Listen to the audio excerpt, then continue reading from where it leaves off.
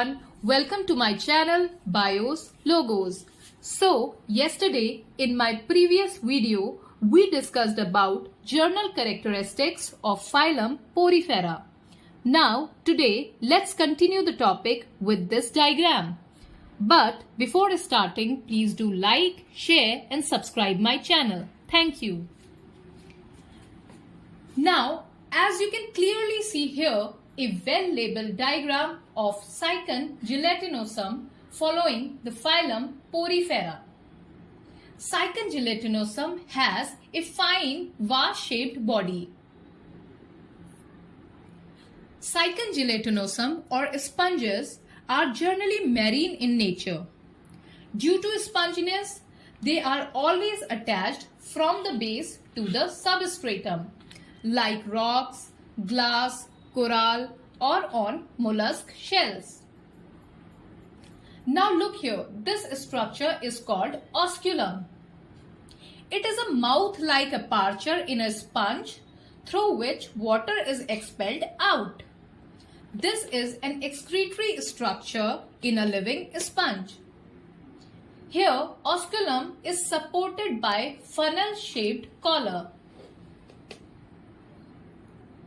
Now, ostia are small holes on the surface of sponges that allow water to enter and exit the spongoshell.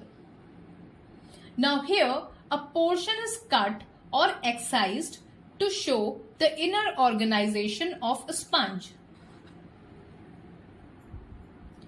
Now these finger-like structures are called radial canals. The radial canal allows the entry of water inside the body of a sponge. Now these pore-like structures are called apophyles. Radial canals open into excurrent canal through an opening called apophyles. Now here, this central cavity is called spongoshell or spongoshell.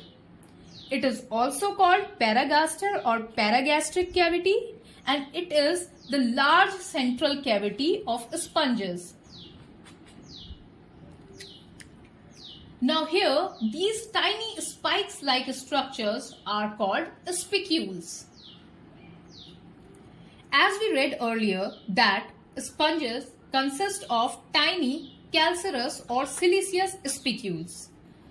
Spicules provide structural support to sponges and also protect them from predators.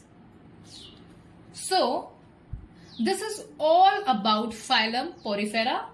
This is all for now. See you in the next video. Thank you so much for watching. Bye.